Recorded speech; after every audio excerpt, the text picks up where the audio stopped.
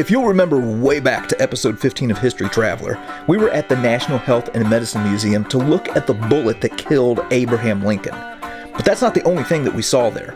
This place is filled with the most shocking medical specimens from the Civil War that showed the devastating effects that a new piece of technology had on the human body, namely the MiniBall. I mean, dadgum, just look at what it did to this poor man's skull. This is an episode of American Artifact that you'll want to watch to the end, because we're going to be showing some things at the Gettysburg Museum of History that you've likely never seen, surrounding some of the menacing ways that people tried to kill each other during the Civil War.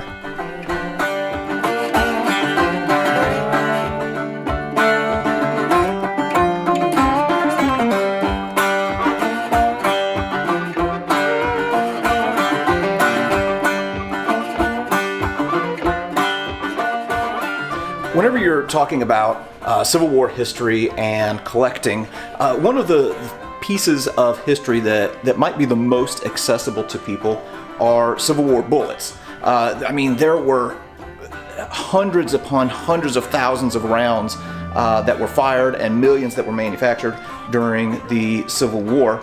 And if you want a piece of history, well, that's a real easy one to get into. But not everybody knows some of the details of Civil War bullets. So, I'm in the Gettysburg Museum of History. They have an amazing collection of Civil War bullets, and we're going to learn about some of the different variations that were used by both the Union and the Confederacy.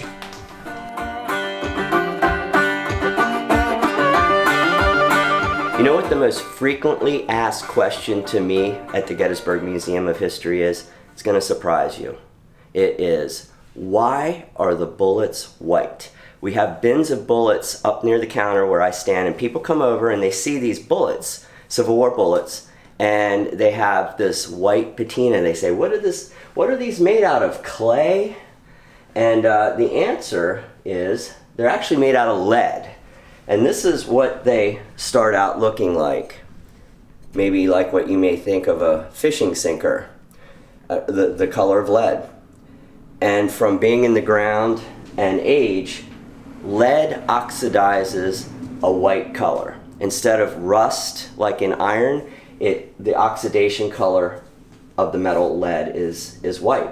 So I'm going to go over with you a couple of the basic types of bullets that were used in the Civil War. And I'm going to start with the most commonly used bullet, which is the .58 caliber MiniBall. That was invented by a Frenchman named Claude Minie, and it was Americanized into the word Minie. This is the .58 caliber MiniBall, most commonly used round of the Civil War. It was fired in the rifled .58 caliber rifled muskets. There was also a bigger version, a .69 caliber MiniBall, and those were fired in the weapons that were the old .69 caliber smoothbores that were refitted with a rifled barrel. So those are found, and different regiments use different weapons. And especially here in Gettysburg, you see a big variety of different rounds being used. Now the Confederates had an equally devastating version of the MiniBall, and it's here. This is the Confederate bullet. It is a .577 caliber bullet right here, and this is a .54 caliber version that they used in some of their rifled muskets. And they were actually manufactured in Confederate arsenals, whereas these were manufactured in Union arsenals. And the way you can tell the difference, now they both will have a cavity in the back, and it has 2 rings for the Confederate, 3 rings for the Union.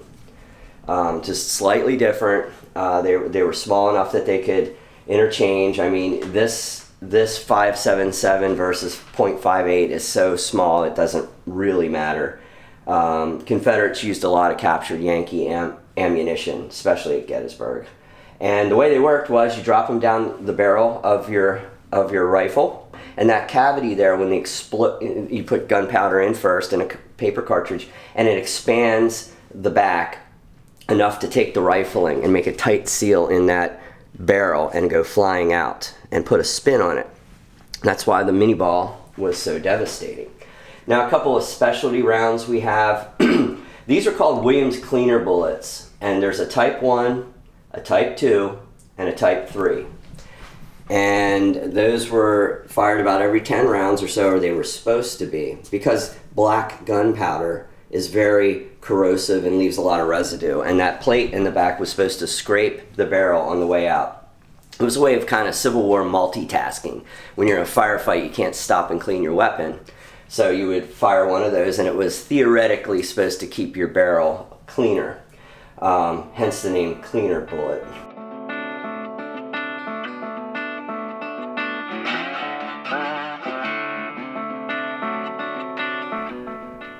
All right, now, since we're talking about bullets, I have to show some of these artifacts in the collection here at the museum.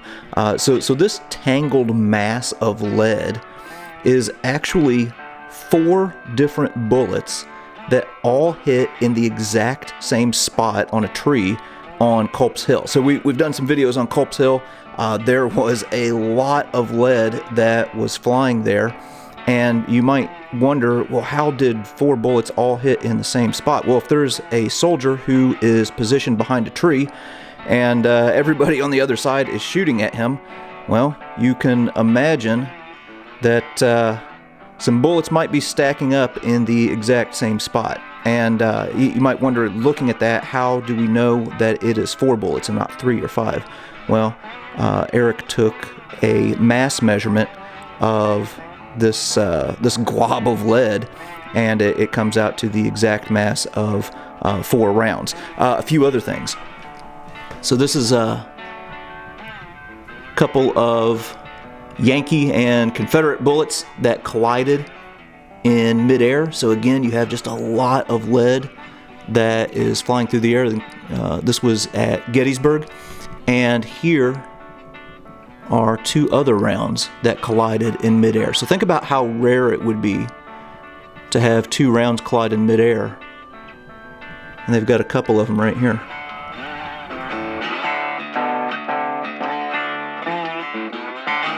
So we already talked about the 69 caliber smoothbore musket ball. They were also a very common round if you didn't have a rifled musket.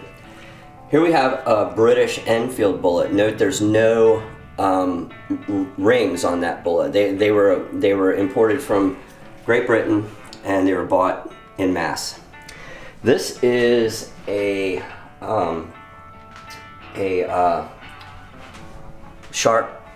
Spencer round, and note the casing. Around, right during the Civil War, a bunch of technological advances were made, and they started using bullets that had casing. This is a Burnside bullet, and it was a self-contained cartridge, whereas the MiniBalls and these other rounds I'm talking about would have had a paper cartridge. This is a Sharps. This would have had a paper cartridge also, but it was sometimes skin. They used animal skins and stuff. But anyway, it was a self-contained cartridge. It was used in the Sharps carbine and the Sharps rifle. And there's no dent, no hollow back, because it was a breech loading weapon. And this is the Confederate Sharps, same thing. And it would have that ring on the back. There'd be a cartridge tied onto it.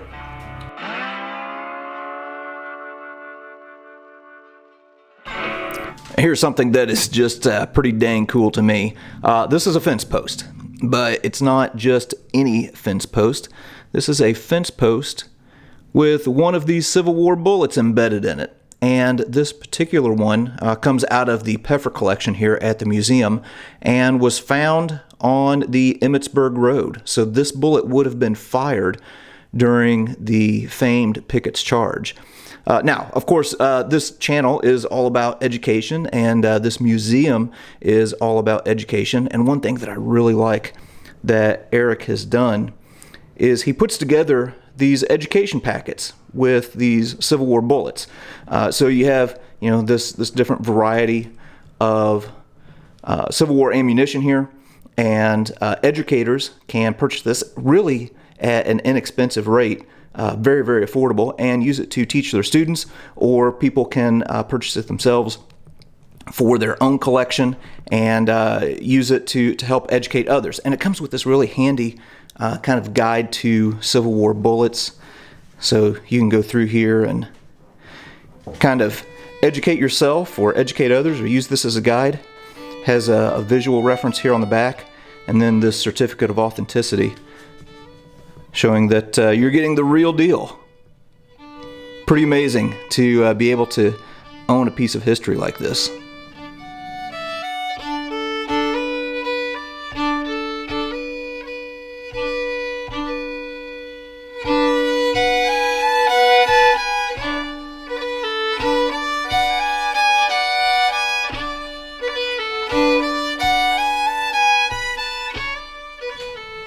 A few more interesting bullets, and I want to say this is a 44 caliber pistol bullet, and there's so many variations of pistols in the Civil War and rifles that, you know, if we put out every variation of bullets, there'd probably be 100 bullets here. You know, I mean, there's just so many.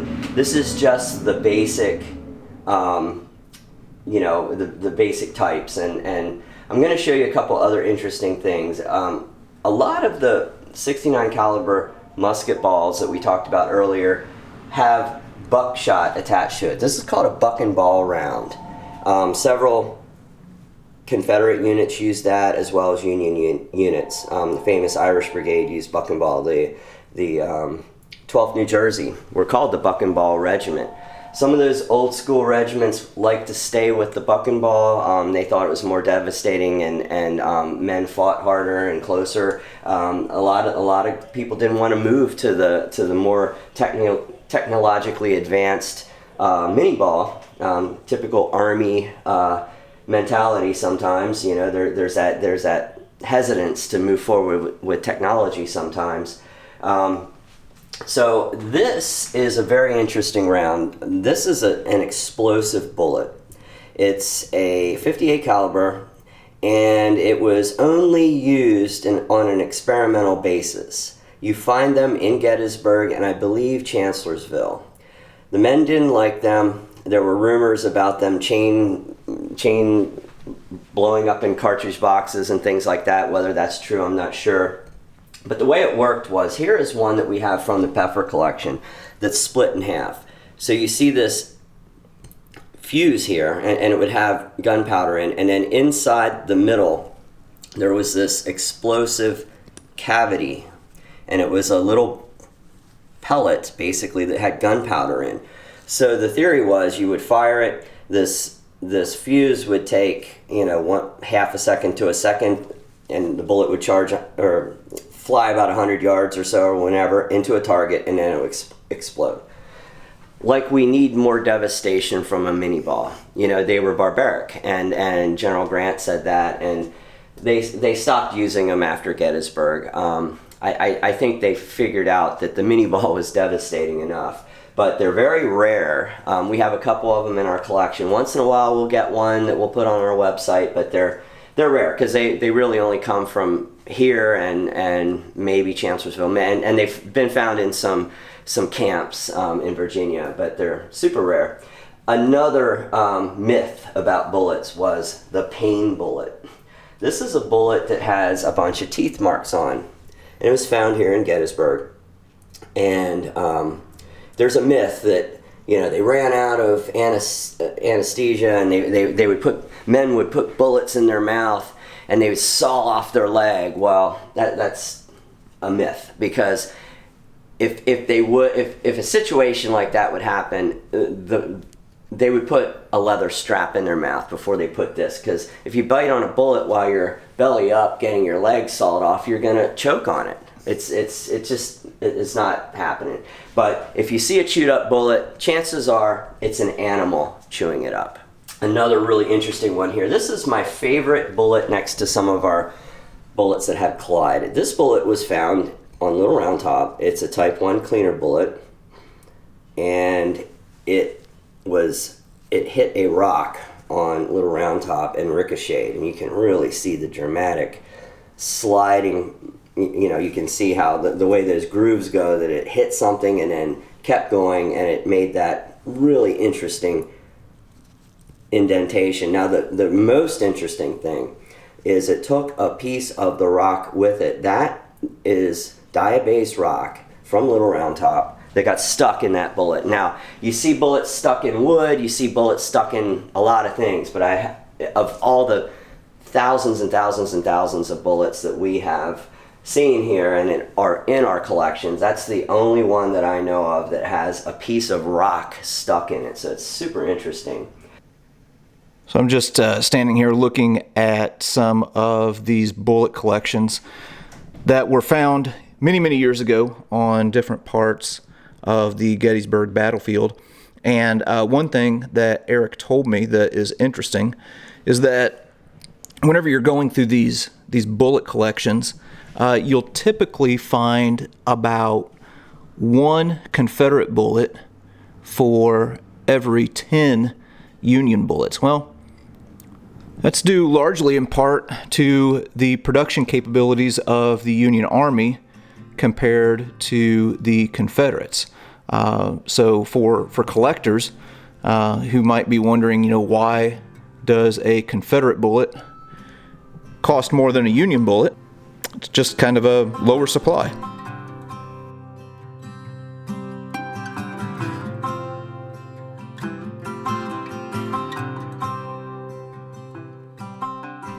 So I'm going to read an excerpt from Ready, Aim, Fire by Dean Thomas. This is a really good book about small arms ammunition just at the Battle of Gettysburg, and it's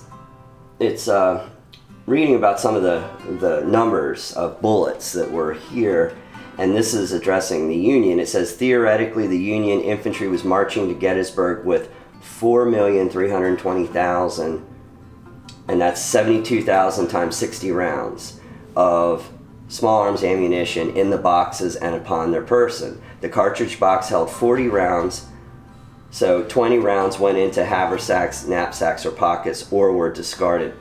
The ammunition wagons carried at least this amount, but exact numbers are not known. Assuming another 80 to 90 rounds per man in the ammunition wagons, this placed an additional 5,760,000 to 6,480,000 rounds on the battlefield.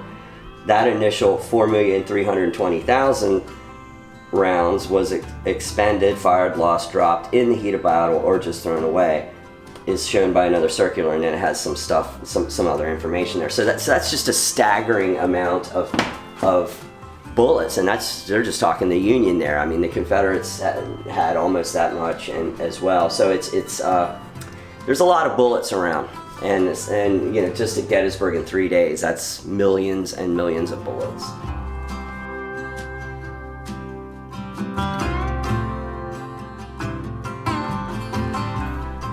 All right, so that was just a little bit about some of the different variations of bullets that were used during the Civil War. Now, you look at all of these different variations, it actually was a little bit problematic for both sides, especially in the earlier years of the war going up into Gettysburg, because you might have one guy who is shooting a .58 caliber MiniBall right next to a guy who's using a smoothbore with buck and ball, and then, well, if you don't have the same ammunition, if one guy runs out, he can't help his friend or get help from his friend. But anyway, those are just a few of the many things that you can learn here at the Gettysburg Museum of History.